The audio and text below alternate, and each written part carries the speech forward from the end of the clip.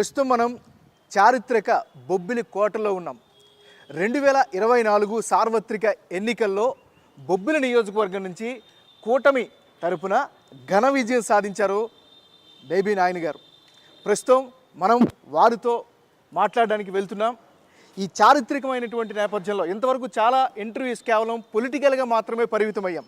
కానీ ఈ ఇంటర్వ్యూలో పాలిటిక్స్తో పాటు చారిత్రక నేపథ్యాన్ని, బొబ్బిలి యొక్క చరిత్రని ఎంతో కొంతలో తెలుసుకునే ప్రయత్నం అయితే చేద్దాం.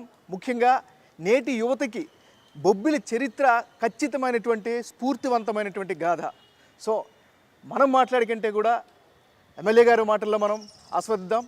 ముందు వెళ్దాం. సుజయకృష్ణ గారు సార్, నమస్కారం సార్. నమస్కారం MLA garu, how are you? Fine sir, ఎలా ఉన్నారు? Long time. అవును. ముందుగా మీకు హార్దిక కంగ్రాచులేషన్స్ బిగ్ టీవీ తరపు నుంచి. ఎందుకంటే 5 సంవత్సరాల ఒక పోరాటం, ప్రజా పోరులో ఘన విజయం సాధించారు. ఆ కిక్ని ఎలా ఎంజాయ్ చేస్తున్నారు? ఎంత మనం కష్టపడినా ఎంత చేసినా నా నియోజకవర్గ ప్రజలు నాకు పెట్టినటువంటి భిక్షగా నేను భావిస్తున్నాను. నన్ను గుండెల్లో పెట్టుకొని గత 25 సంవత్సరాలుగా నన్ను చూసుకొని, సొంత కుటుంబ సభ్యుడిగా చూసుకొని ఇవాళ నియోజకవర్గ ప్రజలు ఒక సేవకుడిగా వాళ్ళకి అధికారికంగా ప్రభుత్వపరంగా సేవ చేయడానికి ఒక పట్టాభిషేకంగా నేను భావిస్తాను. అంటే ఎందుకంటే సార్ ఈ గత 5 సంవత్సరాల గురించి స్పెషల్గా మాట్లాడాల్సి వస్తుంది. మీరే పలు దఫాలుగా చెప్తూ ఉన్నారు, గతంలో ఎప్పుడు ఇలాంటి పరిస్థితుల్ని చూడలేదు. ఒక గౌరవం ఉండేది పార్టీల మధ్యన, లేదా నాయకుల మధ్య ఒక సత్సంబంధాలు ఉండేవి. కానీ గత 5 సంవత్సరాల్లో అన్నిటికీ చెరిపివేశారు, చాలా ఒక ఇబ్బందికరమైనటువంటి పరిస్థితుల్లో ఉన్నాయి అంటూ మీరు కూడా పలు సందర్భాల్లో కామెంట్ చేశారు. అవునండి, 100%. సో గెలిచిన తర్వాత ప్రజల నుంచి ఎలాంటి స్పందన మీరు రిసీవ్ చేసుకుంటున్నారు? ఎక్స్పెక్టేషన్స్ చాలా ఎక్కువ ఉన్నాయి. అంటే ఈ 5 సంవత్సరాలు జరిగినటువంటి కొలాటరల్ డ్యామేజ్ అన్ని రంగాల్లోని, పరిపాలన విధంగా అవనివ్వండి, ప్రభుత్వ పరంగా అవనివ్వండి, రాజకీయంగా అవనివ్వండి, అన్ని రంగాల ప్రజలు ఇబ్బంది పడినటువంటి పరిస్థితి. ఎక్కడ కూడా ఆదాయ వనరులు లేవు, రైతులు ఇబ్బంది పడ్డారు, ఉద్యోగాలు లేక యువకులు ఇబ్బంది పడ్డారు. ప్రతి ఒక్కరు వ్యాపారస్తులు సంతోషంగా ఉన్న ఒక వర్గం లేరు. సంతోషంగా ఎవరైనా ఉన్నారంటే అధికార పార్టీ అగ్రనాయకులు. అధికార పార్టీ అగ్రనాయకులు ఎవరైతే ఈ 5 సంవత్సరాలు కరప్షన్తో డబ్బులు చేసుకుని వాళ్ళు సంతోషంగా ఉన్నారు. ఎవరికోసం ఎక్స్పెక్టేషన్స్ అయితే చాలా ఎక్కువ. బేబీ నాయుడు గారు, నేను నేరుగా పాలిటిక్స్లోకి వెళ్ళాలనుకోవట్లేదు. బొబ్బిలి అనగానే కోటలో ఉండగానే ఒక వైబ్రేషన్. ఎందుకంటే మన దేశంలోనే చరిత్రలోనే బొబ్బిలికి ఒక ప్రత్యేకమైనటువంటి స్థానం ఉంది. కాబట్టి ఆ విషయాలను కొన్ని మీ దగ్గర నుంచి ఈరోజు తెలుసుకునే ప్రయత్నం చేస్తాను. సో ఇప్పుడు I will enjoy historical interview more than political interview. We also అండి, as a Big TV we also. ఇక్కడ సార్ చెప్పండి, ఇప్పుడు మనం ఈ కోటలో ఉన్నాం కదా, ఈ కోట ఎప్పుడు కన్స్ట్రక్ట్ చేశారు? ఇది 1880లో నిర్మించినటువంటి కోట అండి. ఓకే. ఇది దీన్ని సప్తమహల్ అంటారు, అంటే 7 బిల్డింగ్స్ అన్నమాట. Okay okay okay. బొబ్బిలి యుద్ధం అయ్యాక ఒక కోట నిర్మించారు. ఓకే. ఆ కోటలో ఇంచుమించు 5-6 తరాలు సంతానం ఉండదు. ఓకే. వారసులు ఉండరు. ఓకే. అప్పుడు రాణి చెల్లయ్యమ్మదేవి గారిని పెళ్ళైన 3వ నెలలో వారు భర్త చనిపోతే వారు పూజామహల్, ప్రాంగ్ మహల్ అని 2 కాంప్లెక్స్. అందులో పూజామహల్ కాంప్లెక్స్ ముందు నిర్మించి వెంకటగిరి రాజా గారికి 7 కొడుకులు ఉంటే రెండో కొడుకుని ఇక్కడ దత్తత తీసుకొస్తారు. Okay okay. అది 1880లో జరిగింది. Okay okay. బొబ్బిలి యుద్ధం తర్వాత ఒక కోట నిర్మించారు. ఓకే. పాత కోటను వేణుగోపాల స్వామి కోవిల్ వెనక్కి. అది తర్వాత అక్కడ సంతాన వైఫల్యం వల్ల వారసులు ఎవరు కూడా నిలబడట్లేదు, నిలదొక్కోవట్లేదు అనే ఉద్దేశంతోనే ఈ కోటను నిర్మించడం జరిగింది. ఓకే సార్, ఇప్పుడున్న మనం ఇప్పుడు ఇంటర్వ్యూ చేస్తున్న ఈ కోట పేరు ఏం పేరండి? ఇది దర్బార్ మహల్ అండి. దర్బార్ మహల్. ఇది దర్బార్ మహల్. పూర్వం దర్బారు ఆయుధ పూజ అప్పుడు, దసరాకి పూర్వం దర్బార్లు అన్ని కూడా ఇక్కడే జరిగామన్నమాట. Okay okay. మన ఫ్యామిలీ మ్యూజియం ఏదైతే బొబ్బిలి యుద్ధం నాటి ఆయుధాలు అవన్నీ ఉన్నాయో ఫస్ట్ ఫ్లోర్ లో మ్యూజియం ఉంటుంది. నియోజకవర్గ వ్యాప్తంగా, జిల్లా వ్యాప్తంగా వచ్చినటువంటి ప్రజలు తాలూకా వినతులు స్వీకరించడానికి అది నా వ్యక్తిగత కార్యాలయం. ఇది మా పెద్దన్న సుజయకృష్ణ గారు వ్యక్తిగత కార్యాలయం. ఇక్కడ ప్రజలకు ఎప్పుడు కూడా ఇది ప్రజలందరూ కూడా ఒక దేవాలయంగా భావిస్తారు. అంటే ఈ గడప తొక్కిన వాళ్ళు ఎవరు కూడా ఖాళీ చేతులతో బయటకు వెళ్ళారు. ఓకే. అంటే ఇప్పుడు దర్బార్ హాల్ అన్నారు కాబట్టి, అంటే ఒక రాజ పరిపాలనలో ఉండేటప్పుడు ప్రజల యొక్క యోగక్షేమాలన్నీ ఇక్కడే మీరు, ఇది పబ్లిక్ దర్బార్. ఇప్పుడు ప్రైవేట్ దర్బార్ పైన ఉంటుంది. ఓకే. పబ్లిక్ దర్బార్. మరి ఇప్పుడు అదే పబ్లిక్ దర్బార్ని మీరు అధికారంలోకి వచ్చిన తర్వాత సేమ్ అదే కంటిన్యూ చేస్తున్నారు ఇక్కడ? 100%. కాకపోతే ఏదో సింహాసనం వ్యక్తిగతంగా కార్యాలయంలో కూర్చొని అదే కష్టకాలు తెలుసుకొని పీపుల్ ఇంటరాక్షన్ అయితే ఇక్కడే. అంటే ఆ సంప్రదాయాన్ని అయితే మీరు మార్చలేదు, 100%. కొనసాగిస్తా ఉన్నారు. సరే, ఇప్పుడు ఎమ్మెల్యే గారు ఒక విషయం చెప్పండి. ఇప్పుడున్నటువంటి ఈ హైఫై ట్రెండ్లో మనం చరిత్రని మర్చిపోతూ ఉన్నాం. చరిత్ర మనకి చెప్పినటువంటి అనేకమైనటువంటి గొప్ప విషయాల్ని మర్చిపోతున్నాం. సరే, దాన్ని ఎవరిని మనం తప్పు పట్టక్కర్లేదు. కానీ ముఖ్యంగా బొబ్బిలి చరిత్రలో రాణి మల్లమ్మదేవి గారి యొక్క స్పిరిట్ని ఇప్పుడున్న యూత్ ఎంతవరకు తెలుసుకోవాలి, ఎంతవరకు కంటిన్యూ చేయాలంటే ఏం చెప్తారు? పోరాట ప్రతిమ, దేశభక్తి, పోరాట ప్రతిమ, దేశభక్తి, అదేవిధంగా తన మాతృభూమికి మాతృభూమి సంక్షేమానికి బొబ్బిలి వీరులు, మహిళలు ఎవరైనా వీరులు ఎవరైనా చేసినటువంటి ప్రాంత త్యాగం, ఆ త్యాగ ఫలితం, మాతృభూమిని సెల్ఫ్ రెస్పెక్ట్తో కాపాడుకోవాలన్న సెల్ఫ్ రెస్పెక్ట్, ఇవన్నీ కూడా ఈ పాఠాలన్నీ కూడాను బొబ్బిలి యుద్ధం, బొబ్బిలి చరిత్ర ద్వారా ఈరోజు సభ్య సమాజం యువత నేర్చుకోవాలని నా ఆకాంక్ష. ఎందుకంటే ఈ ప్రశ్నని మీకు నేను సంధించాల్సి వస్తుందంటే, గత కొంతకాలంగా మహిళల పైన దాడులు పెరుగుతున్నాయి, అమ్మాయిల పైన అత్యాచారం పెరుగుతూ ఉన్నాయి. అంటే అమ్మాయిల్ని ఎంత ఎదుగుతున్నా కూడా అబలనంగానే చూస్తున్నటువంటి సమాజం పెరుగుతూ ఉంది. సో అలాంటి వాళ్ళకి ఈ రాణి మల్లమ్మదేవి గారు లాంటి చరిత్రలు ఎంతవరకు ఉపయోగపడతాయని మీరు భావిస్తున్నారు? చాలా చాలా ఉపయోగపడతాయండి. చాలా అంటే కొంతమంది మనుషుల తాలూకు ఆలోచన, సభ్య సమాజం యొక్క ఆలోచన ఎంత నీచంగా, క్రూరంగా తయారైందంటే చాలా ఆశ్చర్యం వేస్తుంది. ఇటీవలే మా నియోజకవర్గంలో ఒక 6 మాసాల పసికందు, 6 మాసాల చిన్నారి మీద ఒక 42 ఏళ్ళోడు అత్యాచారం చేశాడు. అంటే ఎక్కడికి వెళ్తుంది మరి? మద్యం మత్తులో చేస్తున్నారా, ఈ గంజాయి వల్ల చేస్తున్నారా? నిజంగా ఈ సోషల్ మీడియా వల్ల చేస్తున్నారు అర్థం అవట్లేదు. కానీ మనుషుల యొక్క మద్యం మత్తులో అవనివ్వండి, ఇతర మత్తుల్లో అవనివ్వండి, మనుషుల యొక్క ఆలోచనలు పూర్తిగా మారిపోయాయి. అది చాలా దురదృష్టకరమైనటువంటి ఇది. తప్పకుండా మల్లందేవి గారే కాదు, అనేక మంది గొప్ప మహిళల యొక్క లైఫ్ని స్ఫూర్తికి తీసుకొని ఇవాళ ఈ సొసైటీలో మనం ఇంబైబ్ చేయవలసిన అవసరం మనకైతే ఉంది. చారిత్రక కట్టడాలను కానీ, అప్పుడు ఉండేటటువంటి ఆయుధాలను కానీ, ఆ చారిత్రక అంశాలను కానీ చాలా భద్రంగా భద్రపరుస్తూ ఉన్నారు మీరు. ఇది మీ పర్సనల్ ఇంట్రెస్ట్ వల్లనే కంటిన్యూ చేస్తున్నారా? ఒకప్పుడు ఒక నాన్నగారు బతికున్నప్పుడు ఒక ఐఏఎస్ ఆఫీసర్ వచ్చారు. ఐఏఎస్ ఆఫీసర్ వచ్చి అప్పుడు చాలా వర్స్ట్ కండిషన్లో ఉండేది. మ్యూజియం అనేది వర్స్ట్ కండిషన్లో ఉంటే వచ్చి, మీరు మీ రాజస్థాన్ కౌంటర్ పార్ట్స్, మీ తతిమా రాయల్ ఫ్యామిలీస్లో గవర్నమెంట్కి ఇచ్చేయచ్చు కదా, గవర్నమెంట్ మెయింటైన్ చేస్తే మీరు ఎందుకు ఇలాగ పాడుపడిపోతారు? అప్పుడు నాకు చివుక్కుమనింది. మన సంపద, మన చరిత్ర, మన ఇది మనం గవర్నమెంట్కి ఇవ్వడం ఏంటి, మనమే మెయింటైన్ చేయాలన్నటువంటిది ఆలోచన అప్పుడు నాకు తట్టింది. దీన్ని నెమ్మదిగా రివైవ్ చేయడం మొదలు పెట్టాం.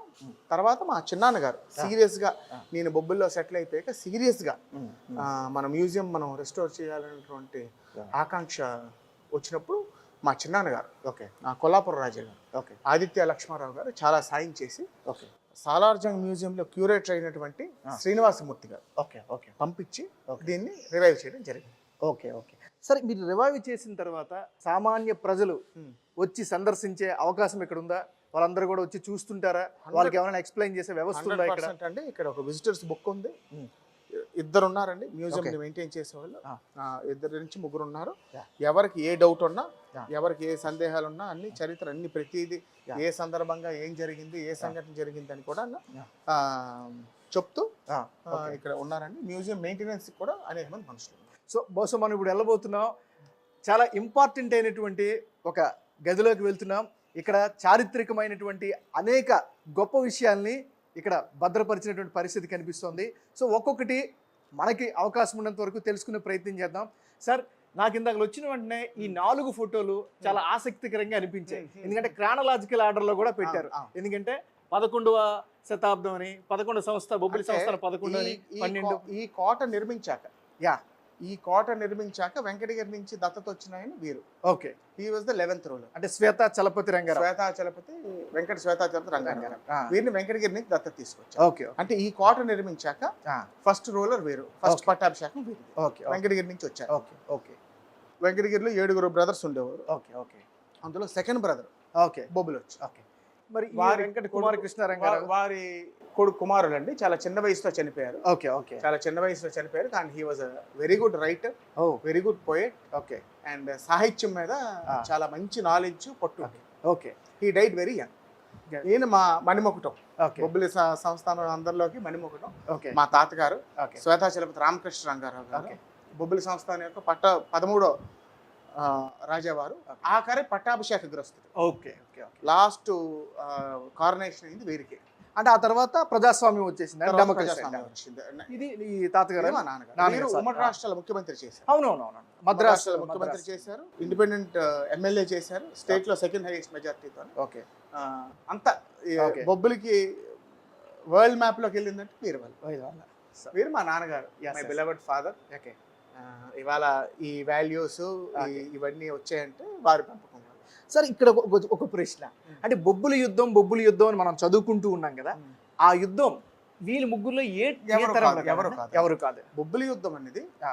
బొబ్బిలి సంస్థాన క్రానలాజికల్ ఆర్డర్ లో చూస్తే ఆ. 6వ రాజా గారు ఓకే గోపాలకృష్ణ రంగారావు గారి హయాంలో జరిగింది. ఓకే ఓకే ఓకే బొబ్బిలి సంస్థానం యొక్క మూల పురుషుడు పెదరాయుడు గారు. ఓకే ఓకే ఆయన మొదటి రాజా గారు. Okay okay 1 2 3 4 5 6 okay 6th generation అప్పుడు ఓకే గోపాలకృష్ణ రంగారావు గారు రాజా గారుగా ఉన్నప్పుడు ఓకే జరిగినటువంటి సంఘటన బొబ్బిలి యుద్ధం. ఓకే ఓకే సార్ ఇప్పుడు మనం వంశవృక్షాన్ని చూసే ముందు అక్కడ ఒక చాలా ఆసక్తికరమైన ఫోటో నాకు ఎందుకు కనిపించింది సార్.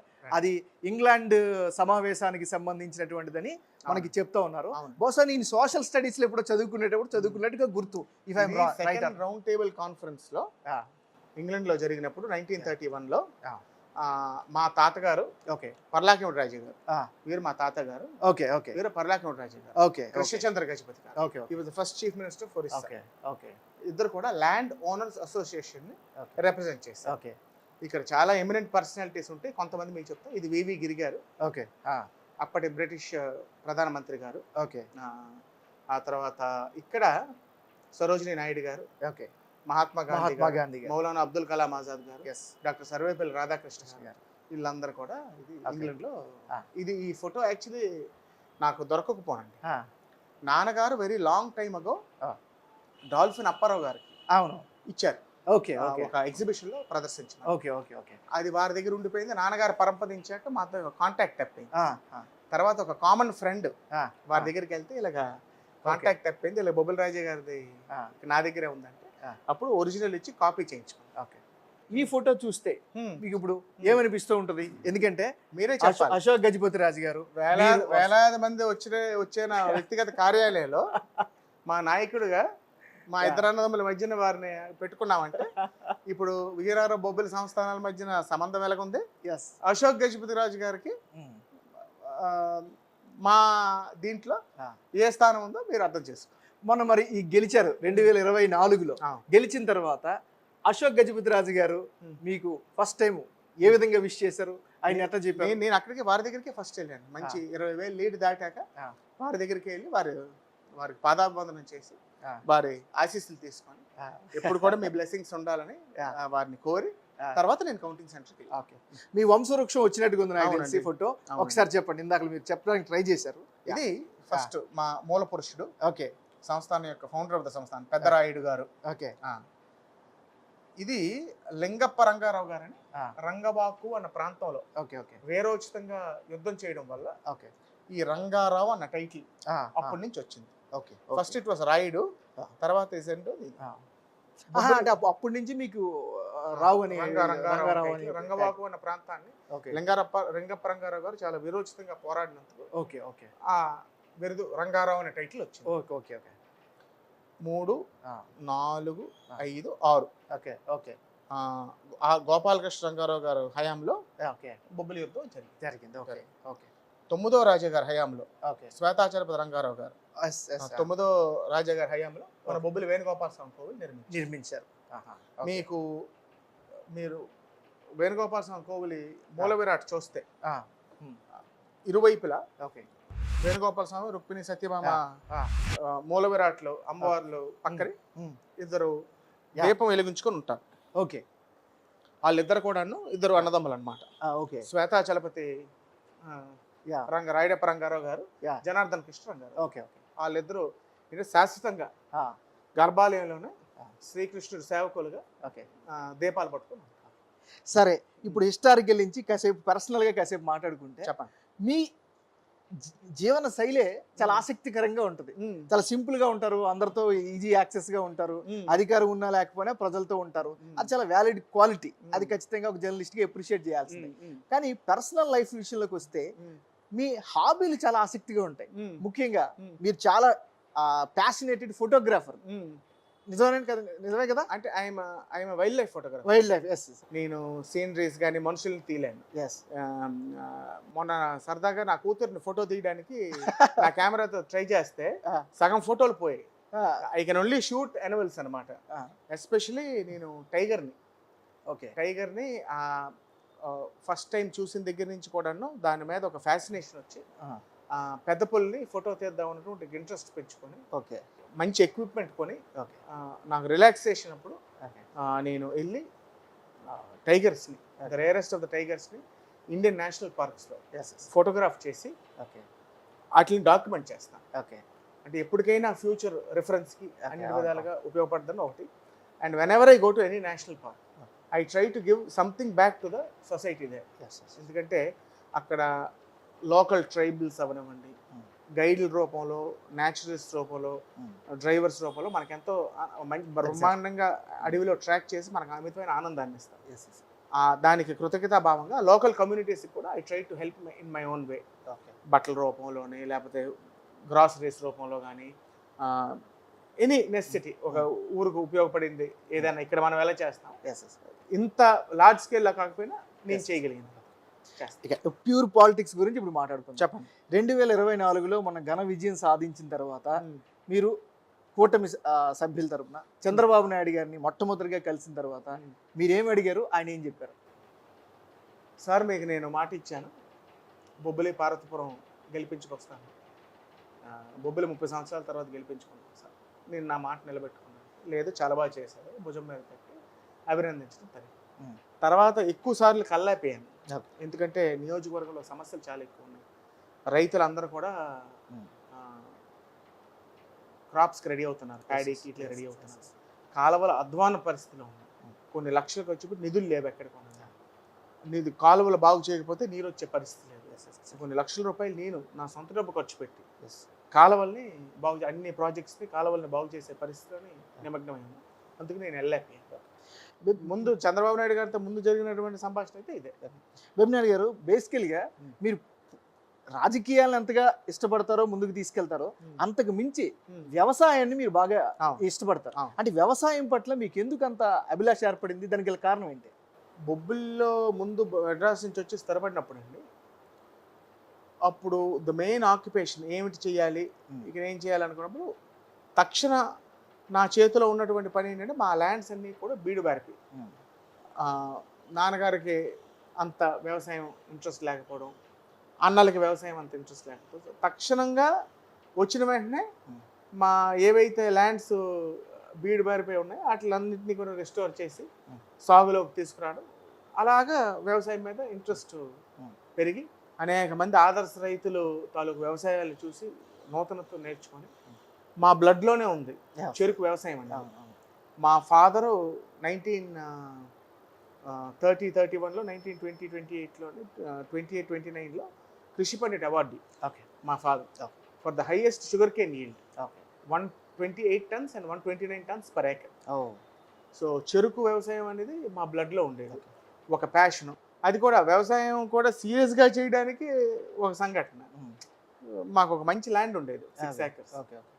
అందరం కూర్చొని క్యాజువల్గా ఒక శతనార్లో కూర్చొని డిస్కస్ చేస్తుంటే అది చాలా మంచి భూమి, 6 ఎకరాలు 50 టన్నులు అనే భూమి అని అంటే ఒక ఆయన లేచి, మీరు పండించేస్తారు, ఏటనుకున్నారు 50 టన్నులు పండించడం అంటే. కొంచెం అతి తెలియదు అట్లా ఎక్కువ ఆయనకి, ఆ వ్యక్తికి. 50 టన్నులు పండించడం ఇదా, 50 టన్నులు ఎందుకు, 30 టన్నులు, 150 టన్నులు, 200 టన్నులు పండించండి చూద్దాం, మీరు చెప్పినంత మందికి మంచి బిర్యానీ పొలవ పార్టీ ఇస్తాను. సరే, ఛాలెంజ్ అప్పటికప్పుడు కలిపిస్తాం. సో 6 ఎకరాలు 200 టన్నులు పండించినాం. అంటే 30 యావరేజ్, 257 టన్నులు పండించాం 6 ఎకరాలు. ఛాలెంజ్కి తీసుకొని చేయడం జరిగింది. అప్పటి నుంచి కమర్షియల్గా చేయడం మొదలుపెట్టాం. ఆ ఇయర్ నుంచి వ్యవసాయం కమర్షియల్గా చేయడం. ఇప్పుడు ఎన్ని ఎకరాల్లో వ్యవసాయం చేస్తూ ఉంటారు? పెద్దగా ఎక్కువ లేదండి ఇప్పుడు. మా సొంతం లీజ్ అంతా కలిపి ఒక అంత కలిపి ఒక 100-150 ఎకరాలు. బట్ ఈ రోజుల్లో వ్యవసాయం చేయడం చిన్న విషయం కాదు కదా. కష్టమేనండి, కష్టమే. మరి మీరు వ్యవసాయం చేయడం వల్లే ఆ రైతు తాలూకు దయనీయ పరిస్థితి, ఇవాళ రైతు తాలూకా ఇబ్బంది, రైతు తాలూకు కష్టం నాకు నీరు ఎంత అపురూపం, గిట్టుబాటు ధర ఎంత అపురూపం, పండించినటువంటి పంట ఇన్ టైం అమ్ముకోవడం ఎంత ముఖ్యం, ప్లస్ డబ్బు వడ్డీకి తెచ్చినటువంటి అప్పు చేసి తెచ్చినటువంటి డబ్బుకి తీర్చడం ఎంత ముఖ్యం అనేది నాకు వ్యవసాయంలో ఉండడం వల్లే రైతు తాలూకా సాధక బాధక తెలుసు. I keep highlighting farmers problems. ఇప్పుడు ఎన్నికల ముందు మీరు అనేకమైనటువంటి హామీలు ఇచ్చారు, ముఖ్యంగా ఇన్ఫ్రాస్ట్రక్చర్ కావచ్చు, రోడ్లు కావచ్చు, ఇలా చిన్న చిన్న ఇబ్బందులు అన్నిటికి సంబంధించి హామీలు ఇచ్చారు. ఈ హామీలన్నింటినీ కూడా ఇప్పుడు నెరవేరుస్తారా, నెరవేర్చరా? 100% నెరవేరుస్తామండి. మ్యాక్సిమం నా ఫోకస్ అంతా దాని మీదే ఉంది. అయితే ఈ నెల రోజులు నేను చూసింది ఏంటంటే, ఈ 5 సంవత్సరాలు నియోజకవర్గానికి జరిగినటువంటి డ్యామేజ్ని ఇమీడియట్గా రిపేర్ చేయవలసినటువంటి అవసరం. సాగునీరు కాలువలు అస్తవ్యస్తంగా ఉన్నాయి, ఒక్కొక్కటి కూడా. ఇరిగేషన్ డిపార్ట్మెంట్ అధికారులు కూడా ఆశ్చర్యపోతున్నారు, ఇంత ఫాలో అప్ నేను చేసి నీరు ఎక్కడి వరకు వచ్చిందని అడిగే పరిస్థితి వాళ్ళు ఎప్పుడు కూడా ఏ రాజకీయ నాయకుడి నుంచి కూడా చూడలేదు, ఏ ప్రజాప్రతినిధి. ఒక ఆయకట్టు రైతుకు ఉండవలసిన శ్రద్ధ స్థానిక శాసనసభ్యుడికి ఉందని చాలా ఆశ్చర్యపోతున్నారు అధికారులు కూడా. అలాగే వెళ్తున్నాయి. ముఖ్యంగా పారాదు బ్రిడ్జు పూర్తి అవ్వకపోవడం వల్ల ఈ టైంలో మనం అప్పుడు మినిస్టర్గా ఉన్నప్పుడు శాంక్షన్ చేసినటువంటి బ్రిడ్జ్ని ఈ రోజుకి కూడా పూర్తి చేయలేకపోవడం, గత 5 సంవత్సరాలు పడుకోబెట్టి తూతూ మంత్రంగా పనులు చేసి బొబ్బిలి నియోజకవర్గంలో ఇంచుమించు 2 రోడ్లు, ప్రధానమైనటువంటి R&B రోడ్డు డ్యామేజ్ అయ్యాయి. Bobbili Therlam road plus Bobbili Akulakatta road 2 కూడా చాలా చాలా దయనీయమైన పరిస్థితులు ఉన్నాయి. చిలకపాలెం రాయగడ రోడ్ ఏదైతే ఉందో అది కూడా చాలా అధ్వాన పరిస్థితి ఉంది.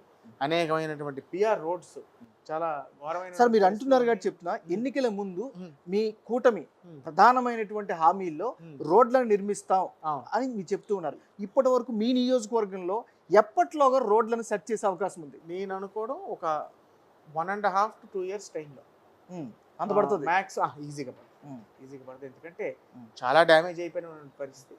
అన్న మినిస్టర్గా ఉన్నప్పుడు, లోకేష్ గారు రూరల్ ఎంప్లాయ్మెంట్ మినిస్టర్గా ఉన్నప్పుడు మనం 100 కోట్ల రూపాయలు నిధులు తెచ్చాం. ఆ రోడ్లు కూడా పూర్తి చేసుకోవడం చేత కాలేదు. సో అది చాలా దురదృష్టకరమైనటువంటి ఇది. నా ప్రత్యర్థి ఎమ్మెల్యే గారిది మెయిన్ వృత్తి contracts, they are civil contracts. Srinivasa constructions అనేది వాళ్ళది. వాళ్ళు పర్సూ చేసుకోలేకపోయారు. వాళ్ళకి ఏది మిగులుతుందో, వాళ్ళకి ఏది లాభం వస్తుందో అవే చేసుకున్నారు. వాళ్ళు నిజంగా తలుచుకొని లాభం అర్జించుకుంటా, నిజంగా నియోజకవర్గ ప్రజలకి మంచి చేద్దాం అనుకుంటే ఆ రోజే చేద్దాం. వాళ్ళకి స్వార్థం తప్ప ఇంకేది లేదు. వాళ్ళ సొంత మెషిన్స్ ఉన్నాయి. నేనైతే అద్దెకి పెట్టి కొన్ని లక్షలు ఖర్చు పెట్టాను, కానీ వాళ్ళకి డీజిల్ ఖర్చు. ఈ సాగునీరు కాలువలు వాళ్ళు బాగు చేయాలని తలుచుకుంటే అసలు బొబ్బిలి నియోజకవర్గంలో ఏ ఆయకట్టు, ఏ మైన్ ఇరిగేషన్ కెనాల్ కింద ఏ రైతుకు కూడా ఇబ్బంది లేకుండా చేయగలుగుతారు.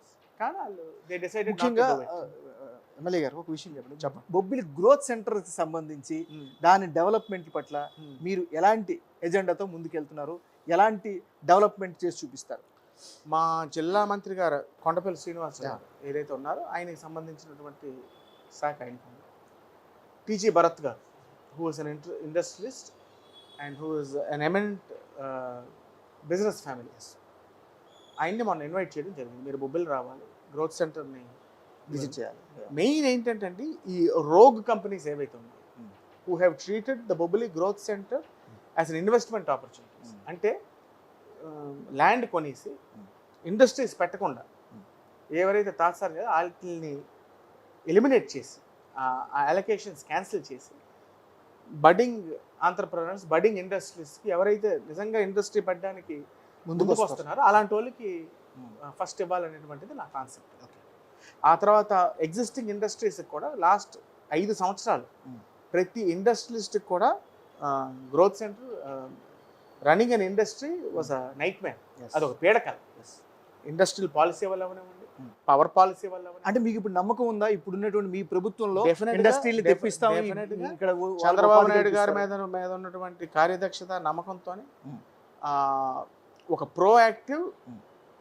ప్రోయాక్టివ్ అండ్ ప్రోగ్రెసివ్ గవర్నమెంట్ని రాష్ట్ర ప్రజలు ఎన్నుకున్నారు. కాబట్టి ఆ ప్రభుత్వం యొక్క మీద నమ్మకంతో తప్పకుండా మంచి జరుగుతుంది. ముఖ్యంగా అండి బొబ్బిలి నియోజకవర్గం అంటే గతం నుంచి కూడా విద్యాపరంగా చాలా స్ట్రాంగ్గా ఉండేది. కానీ గత కొన్ని ఏళ్ళుగా చూస్తే ఇక్కడ విద్యాపరంగా అనేకమైనటువంటి సమస్యలు ఉన్నాయి. సో విద్యాపరంగా మీ నియోజకవర్గానికి ఎలాంటి డెవలప్మెంట్ చేసి చూపించబోతున్నారు?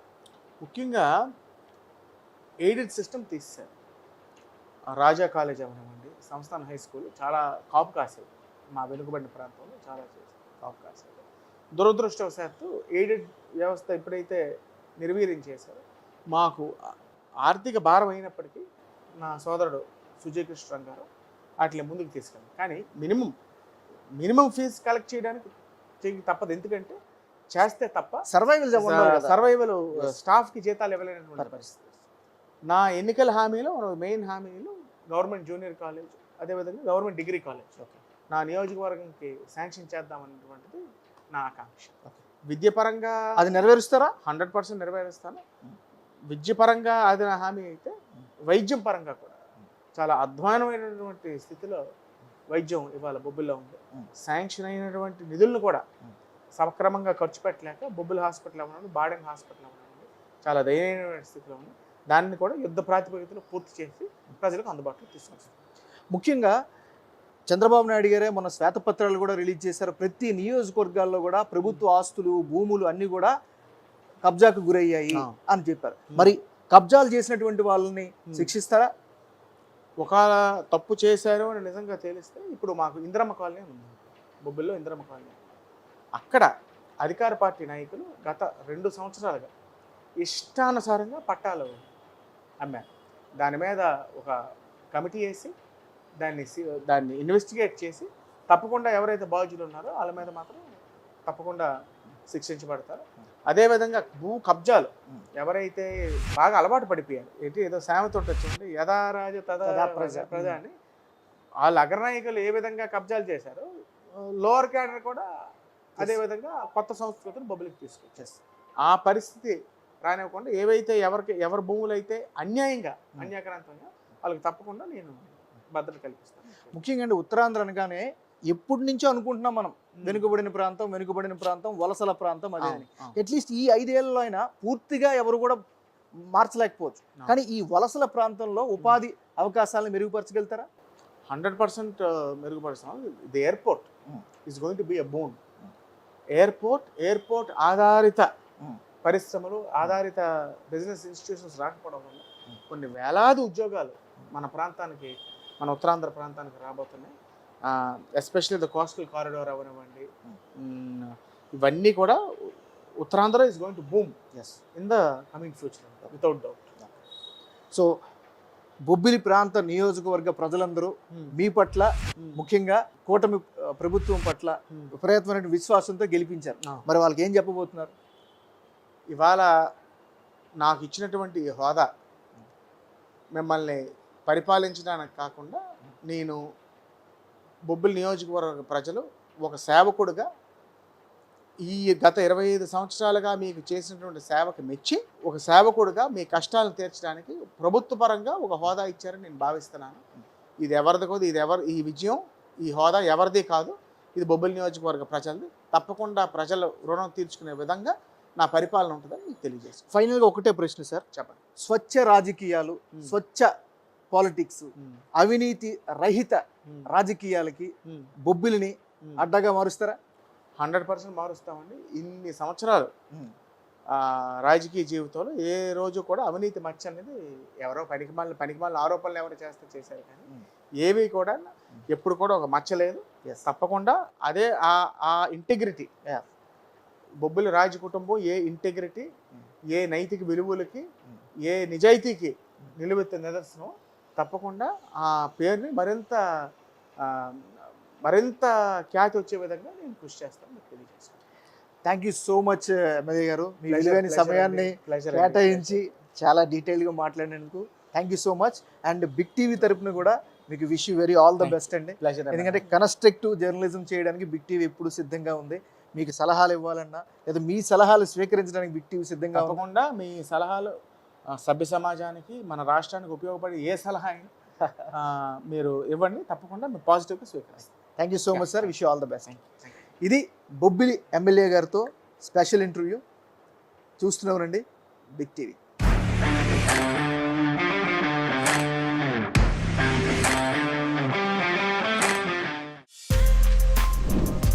For more videos like this, subscribe Big TV channel.